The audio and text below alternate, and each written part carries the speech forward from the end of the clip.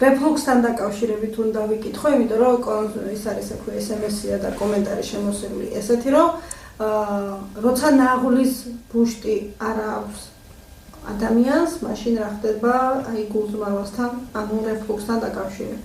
ხო, უყურე აქ პირიქით არის კავშირი. ნაღლის ბუშტი იმიტომ აღარ აქვს და იმიტომ მოუწია ოპერაცია, რომ რეფლუქსი ანუ ჟავიანობა დაქვეითებული ქონდა და აქაც მთავარი ფაქტორი აქ მთელი პროცესია საკმაოდ რთული. ახლა ამაზე როგორ ვიდეო ჩავწეროთ, გამოვა 9 საათიანი, ხო? თანაც ყველაფერს ვერ გაიგებს. ამიტომ ყველაზე კაი მოკლედ ვიტყვი, ყველაზე კარგად რას ნიშნავს. როცა ჟავიანობა დაქვეითებულია კუჭში, ცილოვანი საჭმელი კუჭი ჩერდება 4 საათი. 2 საათი ამუშავებს მჟავა, თუ მჟავიანობა ნორმაშია, მერე 2 საათი არის ფერმენტები, მათ შორის პეპსინი, რომელიც გადმოდის კუჭში, გამოყოფს ისევ კუჭი და თუ მჟავიანობა ნორმაში 1-დან 2-მდეა, პეპსინი ფუნქციონირებს. თუ 2-ზე უკვე 3-ზეც კი პეპსინი აღარ ფუნქციონირებს და ცილას ვერ ამუშავებს. გარდა ცილის დამუშავებისა, pH-ი თუ 3-ზე ზევით ასული უფრო ნაკლებ მჟავიანია, როგორც კი 4 საათში გაიხსნება სფინქტერი და ეს დამუშავებული საჭმელი გადადის 12 გოჯა ნაწლავში, სადაც ზუსტად უნდა ჩავიდეს ნაღოლის წვენი, იქ არის ესეთი რეცეპტორები, აი ნუ როგორ გავაგანე, ესე წამწამები წარმოიდგინე, ესეთი რეცეპტორები, რომელიც საზღვრავს ახლა ინფორმაციას აგროვებს აქედან კუჭიდან რომ გადმოვიდა, იმის pH-ი რამდენია.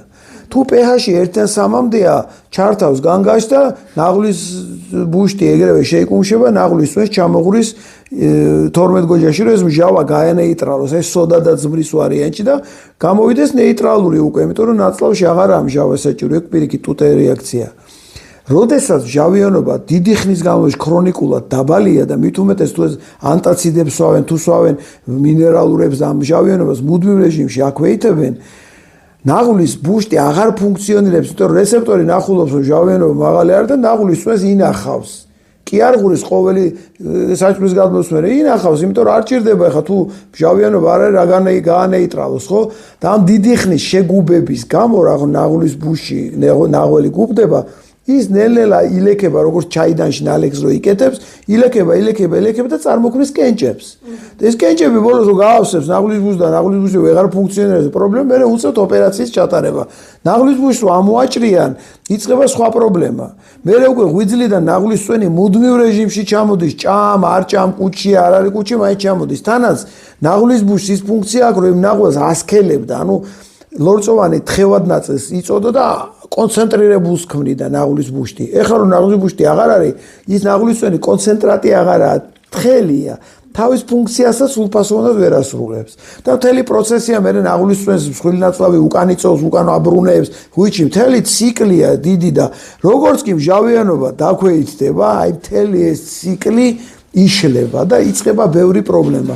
ამავე დროს კუჭი მჟავიანობა თუ ნორმაში არ არის, ჩვენი ნუტრიენტების დიდ ნაწილს, მათ შორის C ვიტამინს, B-ჯგუფის ვიტამინებს ორგანიზმი ვეღარ ითვისებს. და იწყება კიდევ სხვა პრობლემები, ნევროლოგიური პრობლემები, ღვიძლებიდან სისხლდენა, C ვიტამინის დეფიციტია, ცინგას რო აქვს, თქვა იგივე სწორი ნაწლავიდან სისხლდენები, როცა არ არის ბუასილი, მაგრამ მაინც იცის ეს სისხლის გამოშონება. ეს ყველაფერი C ვიტამინის დეფიციტი. და მაშინაც კი, როცა C ვიტამინს ასე თუ ისე თითქოს ვიღებთ. ანუ ნაღლის ბუშტი აღარ არის გულძმარვა, ამ შემთხვევაში კავშირი ხო გვაქვს, შედეგი გვექნება, იმიტომ რომ კავშირი არ არის. ნაღლის ბუშტის არ ქონა მჟავიანობასთან კონტაქტში არ არის. მჟავიანობა არის კონტაქტში ნაღლის ბუშტთან, როცა არსებობს. მაგრამ ნაღლის ბუშტის ქონა არ ქონა არანაირად არ ზემოქმედებს კუჭზე. შედეგს რა თქმა უნდა, მჟავიანობა სამწუხაროდ უბრალოდ ნაღლის ბუშტს ვეღარ დაუბრუნებთ უკან უკვე აღარ აქვს.